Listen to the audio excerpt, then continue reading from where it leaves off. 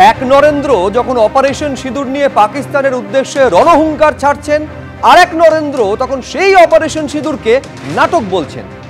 প্রথম জন দেশের প্রধানমন্ত্রী নরেন্দ্র মোদী, আর পরের জন তৃণমূল বিধায়ক নরেন্দ্রনাথ চক্রবর্তী। সরাসরি এই নরেন্দ্রনাথ চক্রবর্তীকে এনআইএ হেফাজতে নিয়ে জিজ্ঞাসাবাদ করুক, এই দাবি জানিয়েছেন বিরোধী দলনেতা শুভেন্দু অধিকারী। এক বিধায়ক যখন তৃণমূলের অস্বস্তি বাড়াচ্ছেন, আর এক শাসক বিধায়ক কি সেই অস্বস্তিকে দ্বিগুণ করছেন? এই আলোচনায় আপনাদের সামনে রাখবো মদন মিত্রর ভাইরাল ভিডিও, যা বিরোধীদের হাতে নতুন অস্ত্র তুলে দিয়েছে। কিন্তু শুরুতে আজকের বিষয়, পহেলগাঁও হামলা পাকিস্তানের সঙ্গে ফিটিং, অপারেশন সিঁদুর নাটক, মন্তব্য করছেন তৃণমূল বিধায়ক। সরাসরি এই মন্তব্যের পর জিতেন্দ্র তিওয়ারি বলছেন, এতই যদি পাকিস্তান প্রেম তাহলে পাকিস্তানে গিয়ে থাকুন। দেশ বিরোধী মন্তব্য, পাকিস্তানে চলে যান, পাল্টা বিজেপি। শুধু এইখানে থামছে না বিজেপি, সরাসরি শুভেন্দু অধিকারী বলছেন নরেন্দ্রনাথ চক্রবর্তীকে জিজ্ঞাসাবাদ করুক, প্রয়োজনে হেফাজতে নিয়ে ইন্টারোগেট করুক এনআইএ। মেয়েদের ছোট পোশাক পরা পছন্দ করি না, ফের বিতর্কিত মন্তব্য কৈলাস বিজয়বর্গীয়র। কৈলাস বিজয়বর্গীয়র একাধিক মন্তব্য এর আগে বিতর্কের ঝড় তুলেছে, যাতে নতুন সংযোজন আজকের এই মন্তব্য।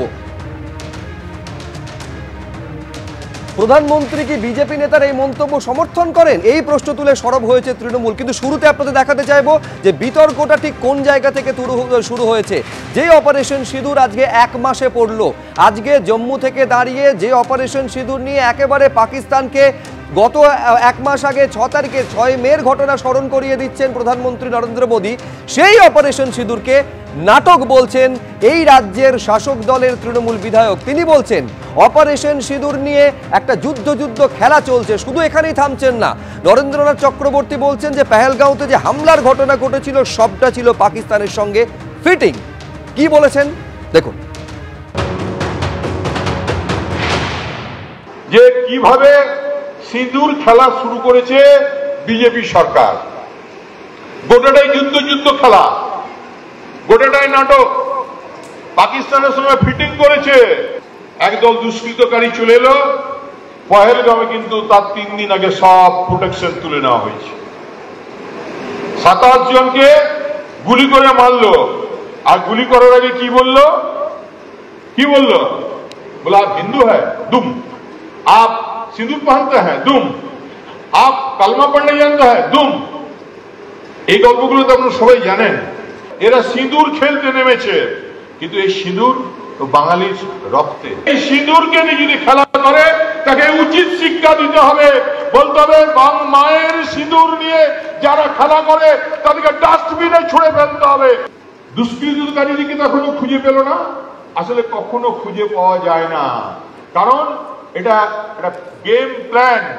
হিন্দু খেলে হিন্দুর ভোটকে পোলারাইজ করে, হিন্দু মুসলমানের লড়াই করে সারা ভারতবর্ষকে একটা সাম্প্রদায়িক দোষে দুষ্ট করে, একটা ষড়যন্ত্র করে তপ্ত তাউসে থেকে যাওয়ার একটা চিত্রনাট্য।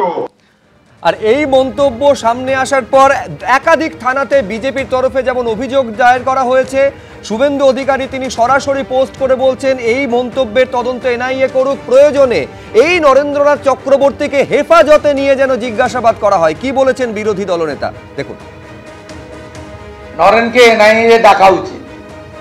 আমি তো সুকান্তবাবু পোস্ট করেছে, আমি তো পোস্ট করে এনআইএ কে ট্যাগ করেছি এবং এনআইএ চিফকেও পাঠিয়েছি। আর এখানে এনআইএ যিনি দেখেন মিস্টার হেমন্ত পান্ডে, তাকেও পাঠিয়েছি, যে উনি সব যখন জানেন পহেলগাঁও নিয়ে এবং অপারেশন সিঁদুর নিয়ে, তাহলে উনাকে কাস্টডিতে রেখে ইন্টারোগেশন করা উচিত। উনি আন্তর্জাতিক বিশেষজ্ঞ হয়ে গেছেন, ভারত পাকিস্তানের মধ্যে সব সেটিং করেই হয়েছে।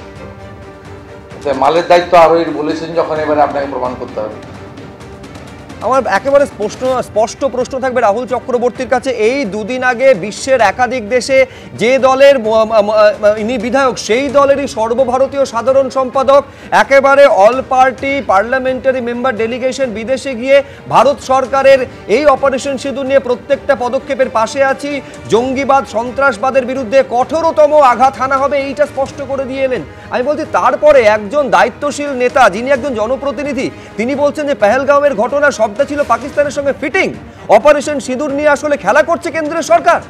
দেখো, প্রথম কথা বলি যে যেটা তখনও বলেছিলাম এখনো তাই বলছি, দল বা দলের জায়গা থেকে প্রত্যেকটা রাজনৈতিক বিরোধী দল যেমন বলেছে ঠিক তেমনই ভাবে তৃণমূল কংগ্রেস বলেছে দেশ সবার আগে, এবং যেটাই সিদ্ধান্ত হবে তাতে দেশ সঙ্গে আছে। সেটা কথা আমি তো বলি শেষ করে আমার বলতো না, ব্যক্তিগতভাবে কে কি বলছে তার সাথে দলের কোনো সম্পর্ক নেই। প্রথম কথা এটা কেন বলেছে, কি জন্য বলেছে, দল নিশ্চিত পর্যালোচনা করবে, নিশ্চয়ই তার বিচার হবে, নিশ্চয়ই সেটা নিয়ে আমি বলছি ব্যবস্থাটা কবে নেওয়া হবে। দ্বিতীয় কথা শোনো, আমি তোমায় বলছি যে আজকে দাঁড়িয়ে প্রশ্ন আমাদের থাকতে পারে, যেখানে দাঁড়িয়ে কেন্দ্র সরকারের সঙ্গে আমরা ছিলাম, 100 বার ছিলাম, বিজেপির সাথে কিন্তু ছিলাম। রাহুল দা, প্রশ্নটা হচ্ছে পাকিস্তানের সঙ্গে ফিটিং করে পেহেলগাঁওয়ের হামলা ঘটানো হয়েছে, অভিযোগটা চিন্তা করুন আপনি। প্রধানমন্ত্রীর সঙ্গে ছিলাম, আমরা প্রধানমন্ত্রীর সব সময় সঙ্গে ছিলাম এবং কেন্দ্রীয় সরকারের সঙ্গে ছিলাম। বিদেশ নীতি নিয়ে যা যা সমর্থন, যা যা সিদ্ধান্ত নেবে কেন্দ্রীয় সরকার তাতে সম্পূর্ণ সঙ্গে আছে। কিন্তু বিজেপির সাথে আমি বলছি আমরাও প্রশ্ন করতে পারি। শুনুন না, এই পেহেলগাঁওয়ে জঙ্গি হামলা অপারেশন সিঁদুর নিয়ে একটা মন্তব্য কয়েকদিন আগে শর্মিষ্ঠা পানোলি করেছিলেন। এই কলকাতা পুলিশ একেবারে হরিয়ানা ছুটে গিয়ে গুড়গাঁও গিয়ে একেবারে তাকে গ্রেফতার করে নিয়ে এসেছিল। আজকে যখন এই নিয়ে ইতিমধ্যে দুটো অভিযোগ দায়ের হয়েছে রানীগঞ্জ এবং কুলটি থানায়, পুলিশ সেই তৎপরতায় ব্যবস্থা নেবে তো? আমি বলছি তো এই মন্তব্য সমর্থন করি না, এই মন্তব্য দল সমর্থন করবে না। দ্বিতীয় কথা বলছি তোমাকে, প্রশ্ন থাকতেই পারে মানুষের যে কেন সিজফায়ার করা হলো, কেন হতে পারে, এই সম্বন্ধে প্রশ্ন থাকতেই পারে। কেন কার অঙ্গুলি হরণে সিজফায়ার করা হলো, কেন এত মানুষ প্রাণ দিল, কেন এত সৈন্য লড়লো, কেন হঠাৎ করে সিজফায়ার হয়ে গেল, এসব প্রশ্ন বেশ বেশ আমি বলছি দল কি ব্যবস্থা নেবে সেদিকে নজর থাকবে, কিন্তু পাশাপাশি সমান গুরুত্ব দিয়ে শঙ্কু এটাও নজর রাখতে হবে সেই সমান তৎপরতা আজকে এই বিধায়কের বিরুদ্ধে তোমাদের করা মামলার প্রেক্ষিতে পুলিশ নেয় কিনা। শুনুন, দেশ সম্পর্কে এমএলএ নরেন বাবুর বক্তব্যই হচ্ছে তৃণমূল কংগ্রেসের মুখ, আর মুখোশ হচ্ছে ওনাদের ওই বাইরে বিদেশে গিয়ে যেসব কাণ্ড কারখানা তারা করেছেন সেগুলো মুখোশ। এটা যদি না হয়, এখনো পর্যন্ত নরেনকে দল থেকে বহিষ্কার করেনি কেন আমি জানতে চাই। কেন তার বিরুদ্ধে এখনো কোনো স্টেটমেন্ট জারি হয়নি? একটা পার্টি দেখছে অফিসিয়ালি স্পেসিফিক কমপ্লেন হয়েছে, রাজ্যের মুখ্যমন্ত্রী তো ওদের দলের প্রধান, তার কাছে খবর আসেনি যে থানায় থানায় কি অভিযোগ নথিভুক্ত হচ্ছে? আপনার না হলে ধরে নিলাম টিভি দেখেননি তিনি। তারা সুমন দেখে চিঠি পাঠানোর জন্য সময় পায় যে আপনারা দেখাবেন না, এসব ধমকানো চমকানোর সময় পায়। আর দেশকে বলছে পাকিস্তানের সাথে সেটিং করে এই সমস্ত কাণ্ড করেছে একটা দেশ বিরোধী দল তৃণমূল কংগ্রেস। তাহলে আমারও প্রশ্ন আছে একটা, আমি প্রশ্ন ঠিক যে তাহলে শুনো, আমি এক সেকেন্ড যে উদ্দীপনার সঙ্গে বলছে যে দল থেকে বহিষ্কার, রাহুল দা প্লিজ, যে এক সেকেন্ড যে তৎপরতার সঙ্গে যে উচ্চগ্রামে গিয়ে এই নরেন্দ্রনাথ চক্রবর্তীকে পার্টি থেকে বহিষ্কার করা উচিত বলে মন্তব্য করছে শঙ্কুদেব পান্ডা নিজের দলের মন্ত্রী বিজয় শাহর বিরুদ্ধেও কি একই রকম দাবিটা রাখবে যে এখনো পর্যন্ত মন্ত্রিসভার পদ আলো করে বসে আছেন মধ্যপ্রদেশের মন্ত্রী? কি ব্যবস্থা দলের তরফে বা সেই রাজ্যের সরকারের তরফে নেওয়া হয়েছে? যারা জানেন না তার এই মন্তব্যটা ঠিক কি ছিল, কেন তাকে বের করা উচিত বলে আমাদের মনে হচ্ছে, দেখুন মধ্যপ্রদেশের মন্ত্রী কি বলেছিলেন। जिन्होंने हमारी बेटियों के सिंदूर उजाड़े थे, वही कटे पिटे लोगों को हमने उन्हीं की बहन भेज करके उनकी ऐसी की तैसी करवाई। उन्होंने कपड़ा उतार के हमारे हिंदुओं को मारा, और मोदी जी ने उनकी बहन को उनकी ऐसी की तैसी करने हमारे जहाज से उनके घर। আমার একই প্রশ্ন থাকবে আশুতোষ, আমি বলছি ঠিক যে যুক্তিতে তুমি এই দাবিটা করছো, অপারেশন সিঁদুর নিয়ে নাটক যিনি বলেন তার বিরুদ্ধে দল এবং প্রশাসন স্তরে ঠিক যতটা কড়া ব্যবস্থা নেওয়ার দাবি শঙ্কুদেব পান্ডারা তুলছেন, একই দাবি তো এই মধ্যপ্রদেশের মন্ত্রী যিনি ওই সোফিয়া কুরেশিকে জঙ্গিদের বোন বলেন তার ক্ষেত্রে কেন প্রযোজ্য হবে না? দেখো, এখন কোন নরেনকে এনআইএ ডেকে জিজ্ঞেস করবে আমরা খুব দ্বন্দ্বে আছি, তার কারণ দুপারের নরেনই কিন্তু খেলে যাচ্ছে। এখন ব্যাপার যেটা হচ্ছে যে চারজন যে খুনি টেররিস্ট তাদেরকে ধরা যায়নি কেন, এটা মানুষের প্রশ্ন, আমাদেরও একই প্রশ্ন।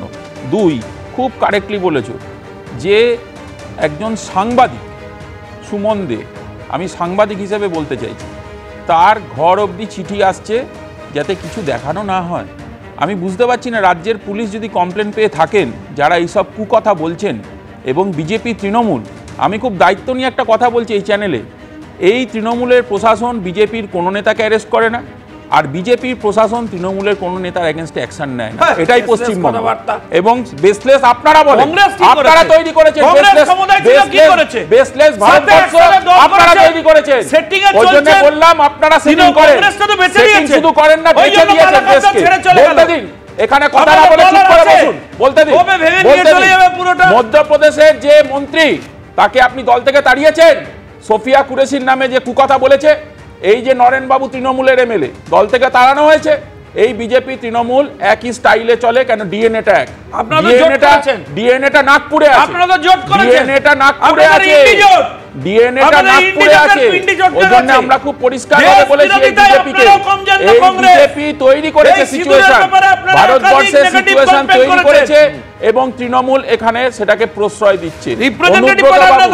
অনুব্রত বাবু একটা এক্সাম্পল, তৃণমূলের আর একটা বড় এক্সাম্পল অনুব্রত বাবু। যে অনুব্রত বাবু মা বোনেদের পুলিশের যেভাবে আক্রমণ করেন, পুলিশরা কি করছে? তাদের শিরদাঁড়া আছে তো? আমি জিজ্ঞেস করছি, তাদের শিরদাঁড়া যদি থেকে থাকে, কেন অনেক ভালো পুলিশ অফিসার আছে ফোর্সে, কোনো অ্যাকশন নিয়েছেন? Action less. আমরা এটা দেখব, তার কারণ এই কালচারটা আমাদের নজর থাকবে। আজকে চন্দ্রিমা ভট্টাচার্য বলছেন যে মন্তব্য আজকে নরেন্দ্রনাথ চক্রবর্তী করেছেন সেটা তার ব্যক্তিগত বিষয়। এখন দল কি ব্যবস্থা নেয়, যেহেতু এখানে দেশ যেহেতু সবার আগে, এই নিয়ে কোনো দ্বিমত থাকতে পারে না, সেখানে দল কি ব্যবস্থা নেয়, প্রশাসন কি ব্যবস্থা নেয়, ঠিক সেই রকমভাবে নজর থাকবে যে দলের তরফে, আমি বিজেপির কথা বলছি এখানে, কৈলাস বিজয়বর্গীয়র বিরুদ্ধে কি ব্যবস্থা নেয়। তার কারণ কৈলাস বিজয়বর্গীয়র মন্তব্য ঘিরে একটা বিতর্ক তৈরি হয়েছে। একাধিক বার এর আগে তিনি তার মন্তব্য ঘিরে বিতর্ক তৈরি হয়েছে, যেখানে নতুন সংযোজন আজকের মন্তব্য, যেখানে তিনি বলছেন যে মহিলাদের ছোট পোশাক পরা পছন্দ করি না, ছোট পোশাক পরে কেউ যদি আসে তার সঙ্গে সেলফি বা নিজস্বী তুলতে এলেও আমি ফিরিয়ে দিই। কি বলেছেন মহিলাদের পোশাকের নিয়ে মন্তব্য করতে গিয়ে কৈলাস বিজয়বর্গীয়, দেখুন। कम कपड़े पहनने वाली लड़की जिस प्रकार सुंदर होती, उसी प्रकार कम भाषण देने वाला नेता भी बहुत बढ़िया होता है। ऐसी ये कहावत है विदेश में। अपने मैं इसका पालन नहीं करता हूं, मैं तो इसको नहीं मानता हूं। मैं तो ये मानता हूं कि हमारे यहाँ महिला देवी का स्वरूप है, खूब अच्छे कपड़े पहने। मेरे को तो कम कपड़े वाली अच्छी नहीं लगती है। हाँ, मेरे से कई बार सेल्फी खिंचाने आती है बच्चियां, तो मैं कहता बेटा अच्छे कपड़े पहन के आना, बेचारा मैं मना कर देता हूँ। অর্থাৎ প্রশ্নটা এইখানেই যে কে কি পড়বে, কে কি খাবে, কে কিভাবে থাকবে, সবটা কি বিজেপি ঠিক করে দেবে নাকি? কার কোন পোশাকে তার শালীন বা অশালীন বলে মনে হবে সেইটা কি নির্ধারিত করবে বিজেপি ঠিক করে দেওয়া মাপকাঠিতে? আজকে এই প্রশ্ন বিরোধীরা বড় করে তুলছে। আমি শীর্ষেন্দু সিনহা রায়ের কাছে আসবো। আপনি দুদিকেই দেখুন, একদিকে তৃণমূল শাসিত রাজ্য হোক বা বিজেপি শাসিত রাজ্য হোক, যেসব ক্ষেত্রে নেতারা এই ধরনের মন্তব্য করেন এবং পুলিশের কাছে অভিযোগ দায়ের হয়, সব ক্ষেত্রে কি সমান তৎপরতা পুলিশের তরফে দেখা যায়? এইটা যেমন একদিক, অন্যদিকে এই নেতাদের কিন্তু মোরাল পুলিশিং সেটা সমানভাবে হয়ে চলে। কে কি পড়বে, কে কি খাবে, কে কিভাবে থাকবে, তার মাপকাঠি ইয়ার্ডস্টিক কার্যত ঠিক করে দিচ্ছেন এই নেতারা। না না, ভারতে পোশাকের স্বাধীনতা বা একটা মৌলিক অধিকার, সংবিধানের 19(1) এতে যেমন বাক ও মত প্রকাশের স্বাধীনতা আছে, সেই জায়গা থেকেই চিন্তাধারায় আজকে পোশাক পরারও স্বাধীনতা আছে। পোশাক যে যার মতো করে পরবে, আর তাকে বলে দিতে হবে যে না আমি এই পোশাক পরবো না, এও পোশাক পরবে, ওই পোশাক পরবে। আপনাদের মনে থাকবে অনেক বছর আগে আশুতোষ কলেজে একটা এইরকম পোশাক নিয়ে একটা গণ্ডগোল হয়েছিল, বিতর্ক হয়েছিল। সে কে কি পোশাক পরবে সেটা কেউ বলে দিতে পারে না, একটা সংবিধান বিরোধী এটা হতে পারে। এখন কেউ এটা অভিযোগ করে, এই মুহূর্তে এখন এই অভিযোগের ভিত্তিতে তাকে জিজ্ঞাসাবাদ করা যেতে পারে, সে যে দলেরই হোক, আজকে শাসক দলের রাজ্যের হোক কি কেন্দ্রের হোক, কোনো মানুষ বলতে পারে না যে তুমি এই পোশাক বিধি এই রাজ্যের একাধিক স্কুলে একটা বিতর্কের বিষয় হয়ে দাঁড়িয়েছে। একটা সময় কোন স্কুলে শোনা গেছিল যে সালোয়ার কামিজ পরা যাবে না, শাড়ি পরে আসতে হবে শিক্ষিকাদের জন্য। হ্যাঁ, দ্রুত রাহুল দা, এটা বিজেপির তো ডিএনএতেই আছে। আর দিলীপ ঘোষ তো একসময় ধরে মুখ্যমন্ত্রীকে মামলা বড় অভিধান দিয়েছিলেন। তুই তো দিলীপ ঘোষ একসময় প্রধানমন্ত্রীর লুঙ্গি বাহিনী বলেছিল, তো পোশাক দিয়েই তো ওদের ভাবছে বেশি মাথা ব্যথা। কে কি খাবে, আমরা 1 লাখ দেখছি, কে কি পড়বে, এটাই বিজেপির আসল কথা, সব বিজেপি ঠিক করে দেবে। সুতরাং এটাকে বলে স্বৈরাচারিতা, একদম স্বৈরাচারিতা। মানুষের যেখানে খাওয়া পড়া বেশ ভূষা নিয়ে যারা মাথা ব্যথা করে, আজকের দিনে দাঁড়িয়ে এটা স্বৈরাচারিতা। সেই তালিকায় কিন্তু কাকুলি ঘোষ, দিলীপ ঘোষ থেকে চিরঞ্জিত চক্রবর্তী সবাইকে রাহুল দা সমানভাবে রাখছেন কিনা এই প্রশ্নটা থাকবে। হ্যাঁ, আমার বক্তব্য হচ্ছে যে সুমন দেকে চিঠি করাটা স্বৈরাচারিতা নয়, ওটা ভালোবাসা। আমি শুধু একটাই কথা বলতে চাই যে দেখুন কৈলাসজি সিনিয়র হিসেবে তার মতামত দিয়েছেন, এটা তার আইন না, তিনি তো কাউকে ডিরেকশন দেননি। তিনি বলেছেন কেউ ছোট পোশাক পরে এলে তিনি না একসাথে ছবি তোলার। এইটার সাথে আপনারা প্লিজ একই লাইনে বসাবেন না যে পাকিস্তানের সাথে সেটিং করে হচ্ছে কৈলাস বিজয়বর্গীয় যিনি এই রাজ্যের দায়িত্বপ্রাপ্ত একটা সময় ছিলেন, তার বক্তব্যকে শুধুমাত্র ব্যক্তিগত মন্তব্য বলে লঘু করে দেখবে না শঙ্কু। আমি বলছি কৈলাস বিজয়বর্গীয় এই রাজ্যের একটা সময় দায়িত্বপ্রাপ্ত বিজেপি নেতা ছিলেন, তার মন্তব্যকে ব্যক্তিগত মন্তব্য বলে গোটা বিষয়টা লঘু করার চেষ্টা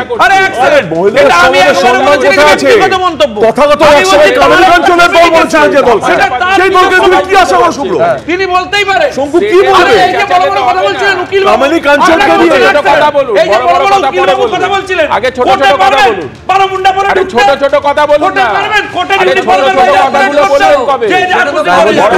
বলতে গেলে কিন্তু সেই তালিকাটা দীর্ঘ, সেই তালিকায় এই মন্তব্য চলে আসবে যখন সিএ এনআরসি নিয়ে তীব্র আন্দোলন হচ্ছে, বিভিন্ন জায়গায় হিংসার ঘটনা ঘটছে, তখন স্বয়ং দেশের প্রধানমন্ত্রী বলেছিলেন যে পোশাক দেখে কারা হামলাকারী সেটা চেনা যায়। আমি বলছি সেই তালিকাটা কিন্তু সব রাজনৈতিক দলে কম বেশি রয়েছে, বিতর্কটা সেইখানে।